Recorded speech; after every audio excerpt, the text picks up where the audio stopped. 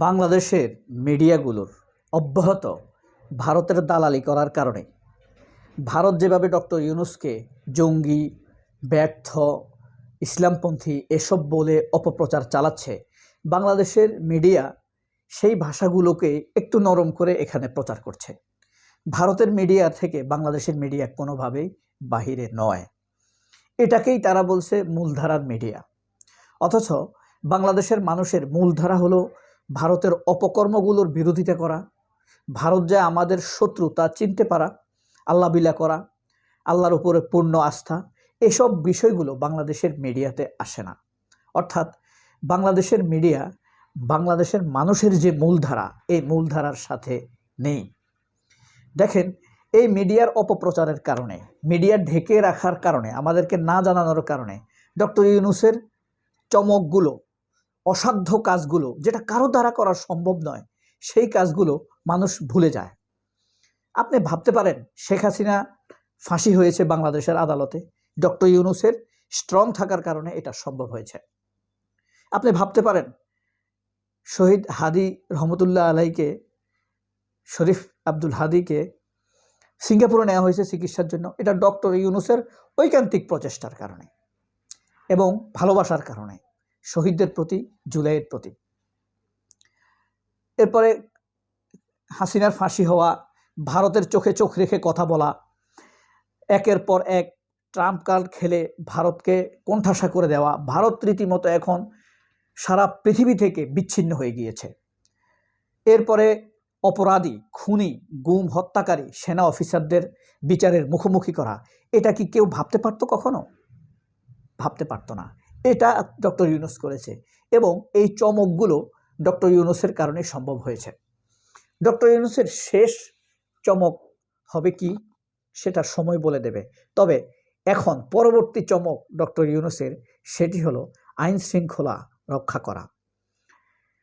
আমরা আপাতত সবচাইতে নিকটে যে চমকটি দেব, উপদেষ্টা পরিষদে ব্যাপক একটি পরিবর্তন আসবে এবং সেখানে আইন শৃঙ্খলা পরিস্থিতি সম্পূর্ণ নিয়ন্ত্রণে চলে আসবে ইনশাল্লাহ। দেখবেন চমক অচিরেই আসছে, বেশি দূরে নয়। জাহাঙ্গীর তো যাচ্ছে, এটা নিশ্চিত।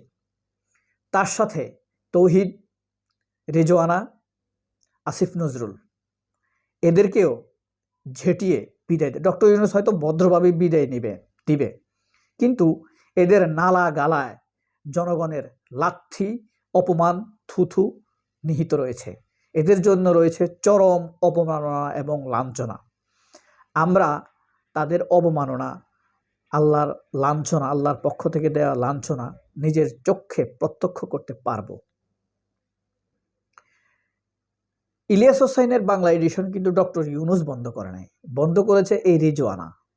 কাদের প্ররোচনায়? জুলকারনাইন সায়েরের প্ররোচনায়, বিরানি তথা শাহেদ আলমের প্ররোচনায়, যমুনা টিভি, প্রথম আলোর প্ররোচনায় এবং বিএনপির AKM ওয়াহিদুজ্জামানের প্ররোচনায়, এদের মাধ্যমে। তবে আরেকটি চমক হলো, বাংলা এডিশন ওপেন হবেই হবে।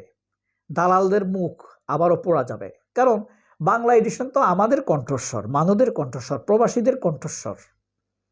এক বাংলা এডিশনের কাছে তামাম লাখাজাখা সাংবাদিকরা লাকাশাকা ফু হয়ে গিয়েছে, উড়ে গিয়েছে, পুড়ে গিয়েছে। তাদের দৈরত থামিয়ে দিয়েছে, মিথ্যাচারের দৈরত থামিয়ে দিয়েছে ইলিয়াস হোসাইনের বাংলা এডিশন। আমি একদম সবার সামনে বলছি, আমি আমার সাধ্য অনুযায়ী বাংলা এডিশনের পাশে থাকব।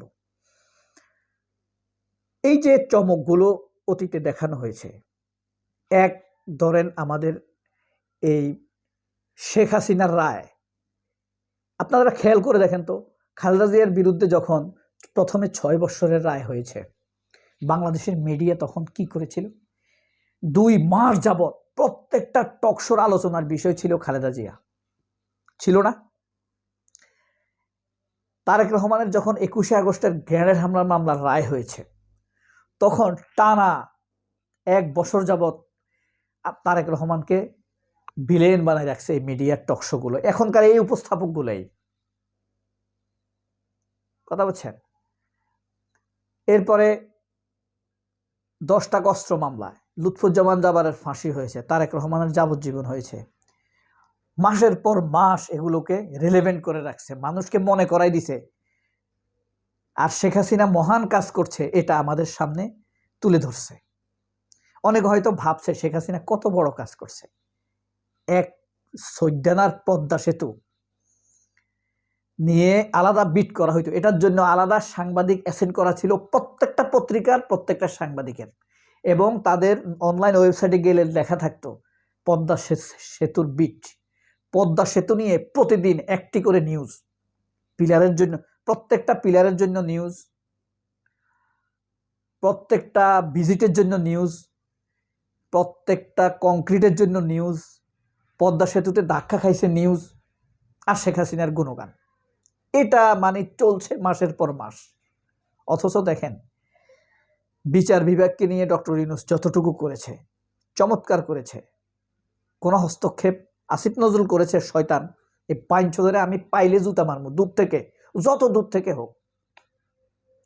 এরপরে জাহাঙ্গীরের অথর্বতার কারণে, নাইলে আমাদের বিচার আইন শৃঙ্খলা পরিস্থিতি এখন অনেক ভালো থাকতো। তবে এই ক্যারিশমাগুলো আমার দৃষ্টিতে সরকারের ক্যারিশমা না, বুঝতে পারছেন? যদিও ফর্মাল ক্রেডিট ডক্টর ইউনূস সরকারের উপরে বর্তায়, এই সরকার টিকে থাকার ক্রেডিটও ডক্টর ইউনূসের। এই সরকার যে ভালো কাজগুলো করছে তার ক্রেডিটও ডক্টর ইউনূসের। ডক্টর ইউনূস না হয়ে যদি অন্য কেউ প্রধান উপদেষ্টা হতেন, তাহলে আমাদের যারা শহীদ হয়েছে, শহীদ পরিবারগুলো এখন আল্লাহর রহমতে সবাই কিন্তু 30 লাখ টাকা করে পেয়েছে। যদিও প্রতিশ্রুতি ছিল 1 কোটি টাকা করে, কিন্তু পর্যায়ক্রমে সেটা হবে আল্লাহ যদি আশা নিয়ত পুরা, ইনশাল্লাহ। আমাদের জুলাইয়ের শহীদেরা, ওসমান হাদিরা, আমাদের আবু সাইদেরা সম্মানের সর্বোচ্চ স্থানে অধিষ্ঠিত হোক বাংলাদেশের প্রেক্ষিতে। সারা পৃথিবী এখন জুলাইকে সম্মান করে, সম্মান করে না কাজী জেসিনেরা, নিকোলেরা। জেসিন আজকে সাংবাদিকতা করতে পারত জুলাই যদি এই আন্দোলন না হতো, জুলাই মুভমেন্ট, এই বিপ্লব যদি না হতো, জেসিন কোথায় থাকতো? জেসিনের বেল থাকতো?